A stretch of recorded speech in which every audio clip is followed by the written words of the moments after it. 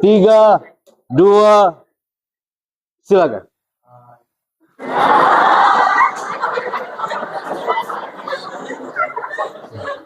Bro, aneh mau minum dulu. Maksudku ketika kau bicara, aku minum dulu di belakang. Belum juga mulai udah ada. Aku balik lagi, nggak jadi minum aku.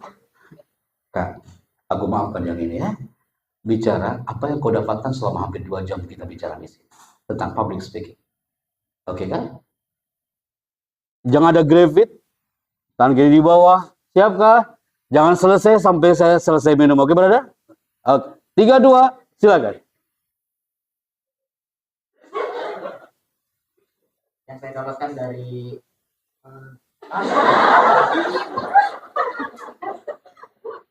Ulangin ah. yang saya dapatkan dari kelas public speaking ini, yang pertama itu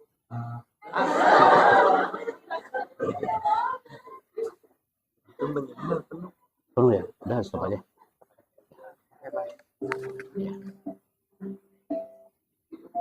Ulangin ah. yang saya dapatkan dari open class public speaking ini itu, yang pertama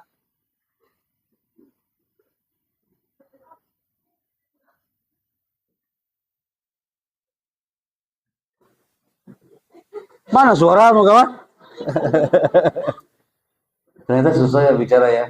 Nah, aku tunggu narasi kau nanti take video, take ke anak. Take ke kita kayak ya bicara dengan konsep yang udah ada, narasinya saya bicara ini selama kurang lebih 30 sampai 1 menit. Saya tunggu video mana ya. Oh, sampai keringetan pada hari ini. Sampai keringetan, tepuk tangan buat abang kita ya. Jangan lupa ke Thank you. Oke, thank you ya. Salam buat teman-teman. Standby di sini. Kau yang banyak kosakatamu tadi ya. Standby kah? 3, 2, silakan. Assalamualaikum warahmatullahi wabarakatuh. Saya Eza dari Bogor. Apa yang dapat dari kelas hari ini, saya mendapatkan hal-hal yang tidak diperlukan dalam public speaking atau berbicara di depan umum. Dan yang tadi yang pertama adalah menyingkap ini, tangan seperti ini, tangan di belakang punggung, tidak banyak gerakan tangan berlebih, dan lain-lain. Mungkin benefit yang dapat saya dapatkan dari kelas ini sangat banyak.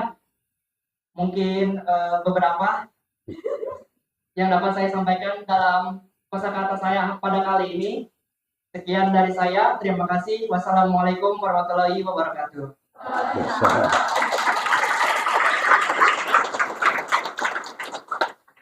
Ada gravitnya? Berapa kali? Ternyata kalian lebih banyak menghitung cari kesalahannya ya. Ayo, gravitnya mana? Cuma 1, aman. Kembali ke tempat kah? Tenang berada. Mereka berdua paling lama loh di sini kan? 20 menit dari tadi. Saya sampaikan di depan. 3, 2, silakan. Assalamualaikum warahmatullahi wabarakatuh. Nama saya Rifki Fadila dari Depok. Pada hari ini saya belajar tentang public speaking di LP3I. Saya dapat apa Ki? beberapa pembelajaran baru. Good. Yaitu hal-hal yang tidak boleh dilakukan gerakan tubuh pada saat public speaking. Yang tadi ada diantaranya adalah gerakan tangan yang berlebihan,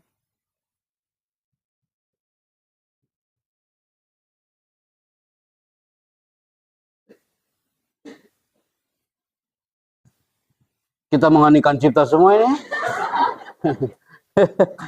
Closing Ki.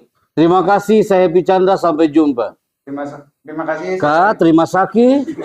Ulangi, 3, 2, mulai. Terima kasih, saya Rifki Fadila. Selamat siang. Sampai jumpa. Bingung ya sama siapa sampai jumpa. Tapi no matter, standby. Dia udah standby dari tadi kayak. Maju ke depan. Assalamualaikum warahmatullahi wabarakatuh. Sebentar. 3, 2, mulai. Assalamualaikum warahmatullahi wabarakatuh. Saya Muhammad dari Depok.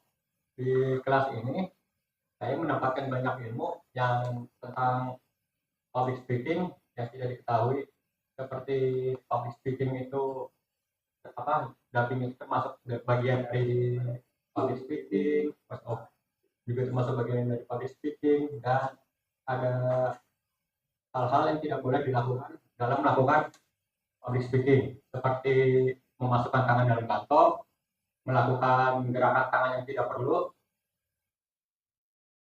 dan masih banyak lagi.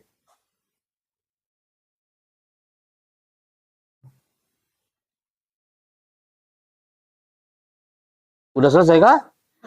Ya closing lah. Saya Muammar, saya pamit. Terima kasih. Closingnya Kak. Teknik closing yang baik. Terima kasih. Saya Happy Chandra. Sampai jumpa. Terima kasih, saya Muammar, sampai jumpa. Oke, thank you. Tepuk tangan buat kakak kita yang hari ini. Good. 1, 2, 3, 4, 5, 6, 7. Stay by di sini kan? You the first speaker. Sini. Kembali ke tempat. Stay by di sini. Kenapa dia gagal? Kan dia yang pertama bicara kan. Wajar kalau bicara pertama dia gagal. Stay by di sini. Oke, 1, 2, 3, 4, dan 8. Yuk, kasih mikrofon ke sampingnya kan. Apa yang kau dapatkan hari ini? Silakan kan. 3, 2, silakan.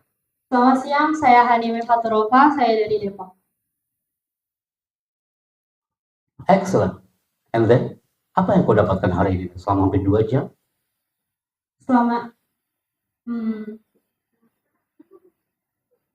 Saya jadi mengetahui mengenai tentang public speaking yang diajarkan oleh Bapak Happy Chandra. Saya juga jadi tahu tentang Bapak Happy Chandra itu ternyata MC di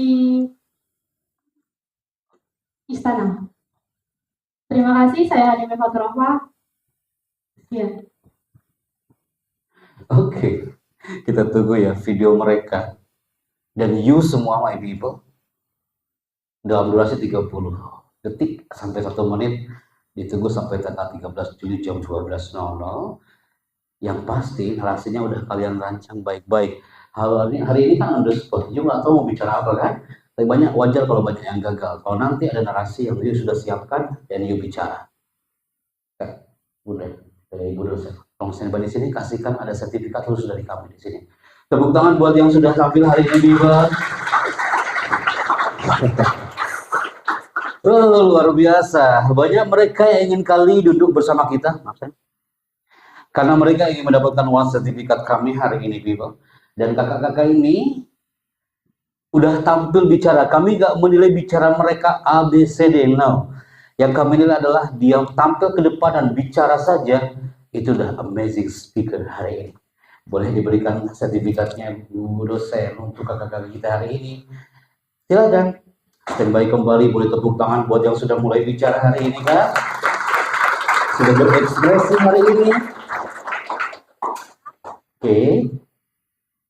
Karena untuk bicara itu gampang-gampang susah kawan. Dia bicara se-ekspresi mungkin hari ini, menunjukkan bahwa LP3I Depok pun memberikan ruang untuk mereka bicara. Boleh kita ambil gambar dulu tim dokumenter? Oke, di mana standby? Aku di sini aja. Bisa ambil gambarnya? Video aja kan? Nah.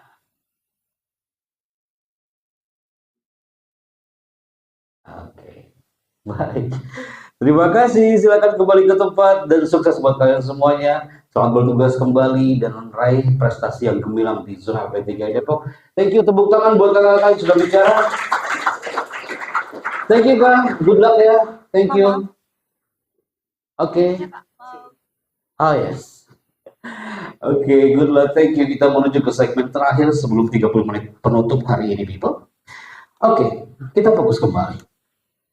Tanpa you sadari, hampir 20 menit kalau mereka tampil hari ini barusan, mereka dan you yang menatap hari ini, you sudah belajar di segmen ini. Belajar apa teman-teman? Bukan hanya belajar public speaking. Tanpa kalian sadari, hari ini bersama 8 orang tadi kita belajar. You ingin sukses dalam hal apapun, Sukses dalam kuliah, sukses dalam public speaking, berkarir, belajarlah tentang satu poin ini. Orang yang sukses, dia belajar mengoreksi dirinya sendiri. Karena mengoreksi orang lain tidak butuh belajar. Setuju? Tadi yang 8 orang tampil, kita mudah banget mengoreksi mereka. Padahal kita pun kalau untuk tampil ke depan, bisa jadi koreksi kita lebih banyak daripada mereka. Betul? Tanpa Anda sadari, kadang kita itu selalu kepo dengan urusan orang lain, people. Ya Allah, tahu nggak, kemarin A, B, C, D, Anda sudah menebarkan racun-racun energi negatif. Padahal tanpa kita sadar, banyak racun dalam diri kita. Nah, kalau ingin sukses di kuliahmu, belajarmu, dan public speakingmu, belajarnya adalah belajar mengoreksi diri orang lain. Belajar mengoreksi diri sendiri. Karena mengoreksi orang lain tidak butuh belajar.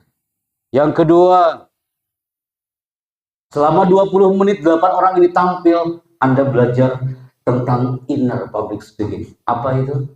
Orang yang hebat bicara, orang yang hebat menjadi pendengar, orang yang hebat selama di dunia kampus, dia adalah menikmati proses tanpa banyak protes.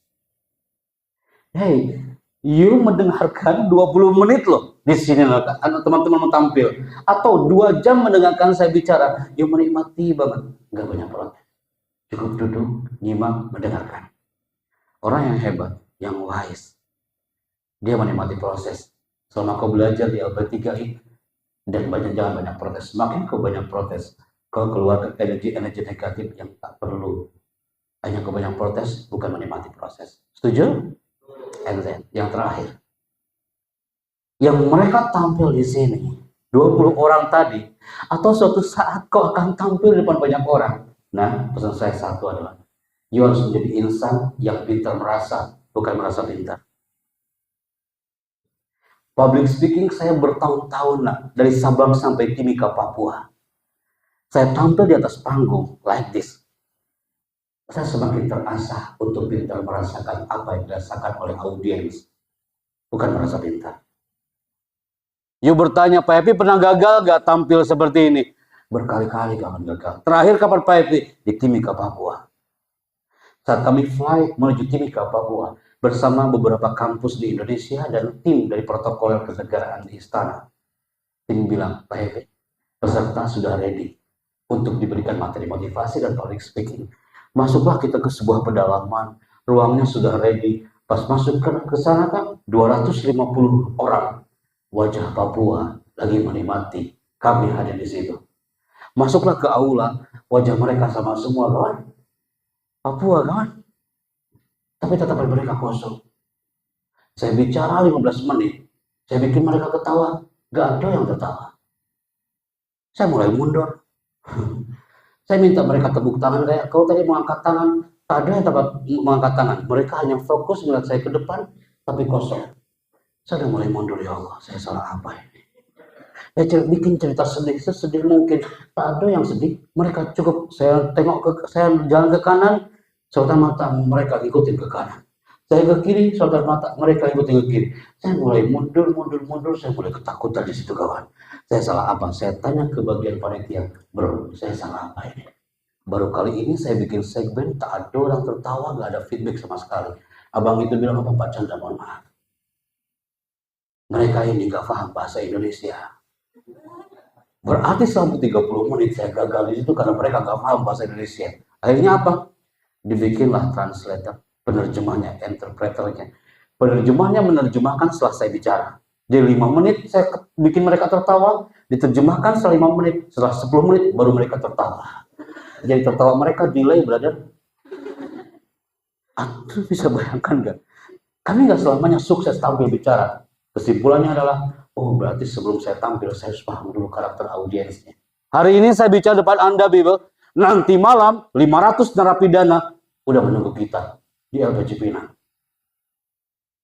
Bukan di aula, tapi mereka di balik jeruji besi. Yang kriminalitasnya medium ke atas, minimal pembunuh. Titipan dari mana? Dari Batang Pone.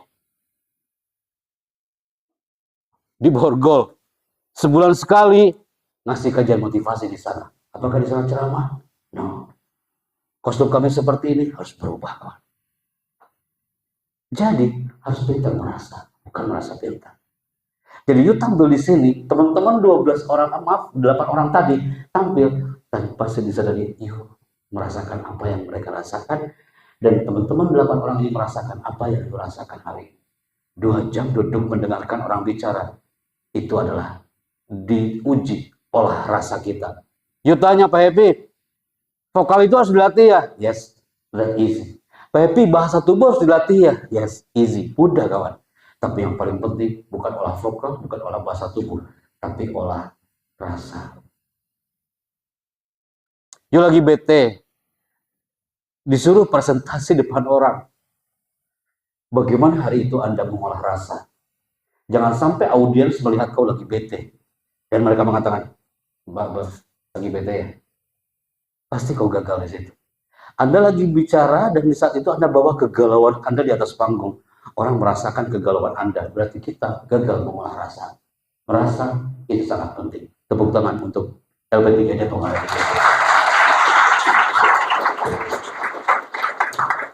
Segmen pertanyaan, saya minta sayap kanan 2, sayap kiri 2. Silakan, ada yang bertanya? Sebelum saya tutup.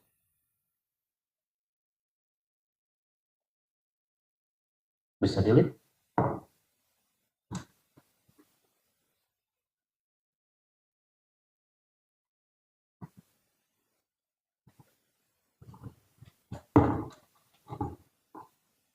Bismillahirrahmanirrahim. Assalamualaikum warahmatullahi wabarakatuh.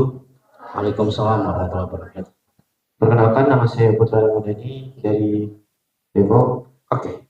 Izinkan saya untuk bertanya, Pak, bagaimana cara mengatasi lupa saat kita menjadi MC, terutama setelah orang melakukan sambutan untuk acara selanjutnya itu kadang-kadang kita lupa gitu. Terus bagaimana caranya untuk mengatasi hal itu, Pak? Lupa apa acara berikutnya? Oke. You MC kah?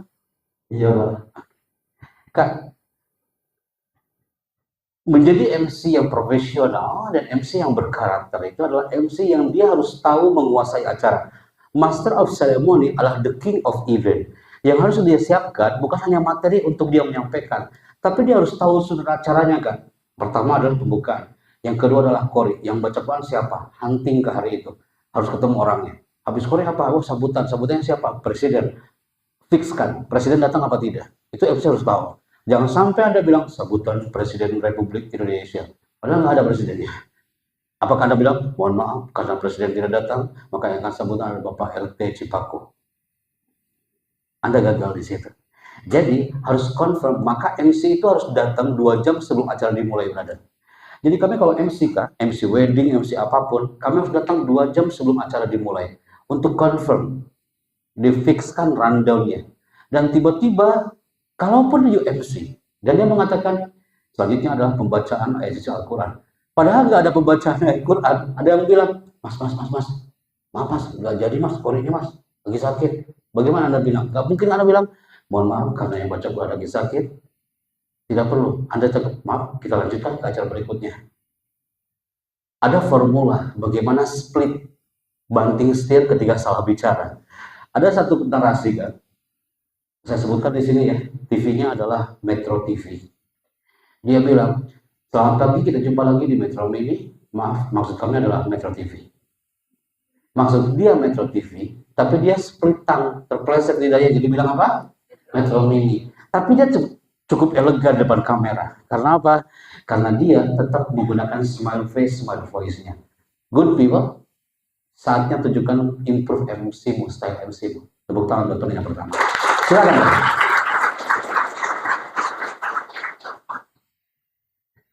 Yang kedua silakan, tadi siapa?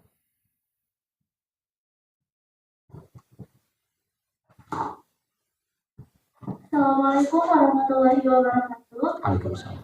Perkenalkan, nama saya Isma dari Depok. Oke, Izin bertanya Pak Happy. siap. Waktu itu kan saya pernah MC ya Pak Hmm. di acara wisuda. Oke. Nah itu ada pelatihan sebelum pemilihan MC-nya Pak, jadi ada seleksinya gitu. Hmm. Kemudian di saat pelatihannya itu gurunya bilang katanya kalau misalnya mau MC itu harus ada pelatihan vokalnya.